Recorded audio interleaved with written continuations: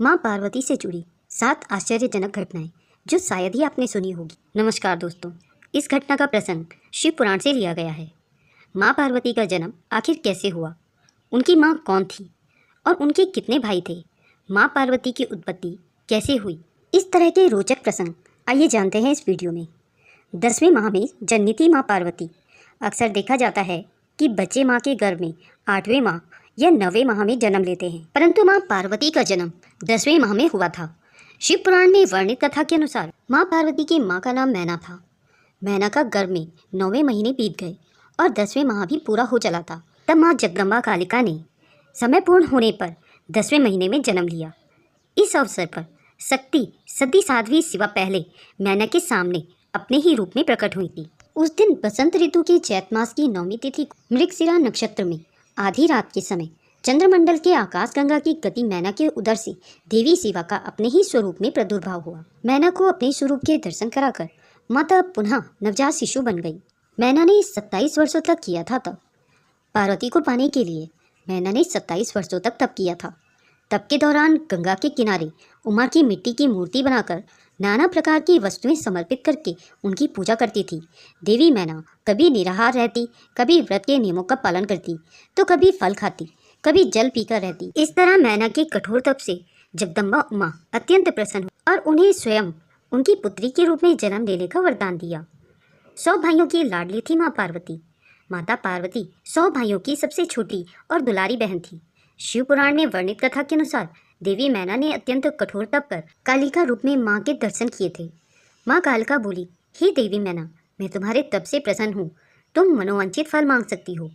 हिमालय प्रिय, तुम मेरे प्राणों के समान व्यापी हो। जो तुम्हारी इच्छा हो वह मांग लो, उसे निश्चय ही मैं दूंगी। माँ कालिका के इस प्रकार के वचन सुनकर मैना ने माँ कालिका से कहा कि यदि मैं वर पाने योग्य हूँ तो हे जगदम्बा, पहले तो मुझे 100 पुत्र हों, उन सबकी बड़ी आयु हो, वह बल पराक्रम से युक्त तथा रिद्धि सिद्धि के समान हो, अतः पुत्रों के पश्चात एक पुत्री हो जो रूप और गुणों से सुशोभित होने वाली हो, वह दोनों कुलों को आनंदित करने वाली हो तथा तीनों लोकों में पूजित हो।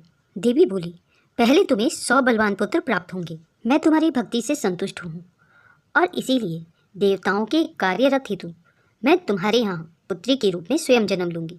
ऐसा कहकर माँ जगदम्बा वहाँ से अदृश्य हो गई। माँ पार्वती के बड़े भाई का नाम मैनाक था। देवी मैना के पहले पुत्र का नाम मैनाक था। मैनाक ही पार्वती के बड़े भाई थे। हिमालय के 100 पुत्रों में से वह सबसे श्रेष्ठ और महान बल पराक्रम से संपन्न है।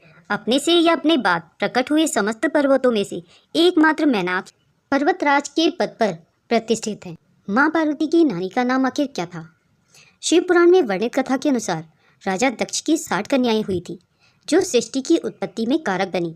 उन कन्याओं में से एक स्वधा नाम की कन्या थी जिसका विवाह उन्होंने पितरों के साथ किया था। स्वधा की 3 पुत्रियां हुई थी। ये तीनों कन्याएं पितरों की मानसी पुत्रियां थीं। इनका जन्म किसी माता के गर्भ से नहीं हुआ था। केवल लोक व्यवहार से स्वधा ही पुत्री मानी जाती थी। तीनों बहनें परम योगिनी और ज्ञान निधिता थी तथा तीनों लोकों में सर्वत्र कहीं भी जा सकने वाली थी। माँ पार्वती की नानी का नाम स्वधा ही था। पार्वती की मौसेरी बहनें आखिर कौन थी? स्वधा की 3 पुत्रियां हुई। प्रथम मैना, द्वितीय धन्या और तृतीय पुत्री का नाम कलावती था। मैना के गर्भ से माता पार्वती का जन्म हुआ था। उसी प्रकार धन्या के गर्भ से सीता और कलावती की गर्भ से राधा रानी उत्पन्न हुई। इस प्रकार माता पार्वती, सीता और राधा रानी की सगी मौसेरी बहनें हुई। मैना की पुत्री जगदम्बा पार्वती देवी अत्यंत कठोर तप करके भगवान शिव की प्रिय पत्नी बनी। धन्या की पुत्री सीता भगवान श्री राम जी की पत्नी बनी और साक्षात गौलोक धाम में निवास करने वाली राधा ही कलावती की पुत्री हुई। वह गुप्त स्नेह से बनकर श्री कृष्ण की प्रियतम बनी। दोस्तों, अगर यह वीडियो आपको पसंद आई हो तो इसे लाइक और शेयर जरूर करें। अगर आप मेरे चैनल में नए हैं और ऐसी ही रोचक कहानियाँ और पौराणिक कहानियाँ सुनना पसंद करते हैं तो मेरे चैनल को सब्सक्राइब करें। वीडियो को अंत तक देखने के लिए आप सभी का बहुत बहुत धन्यवाद।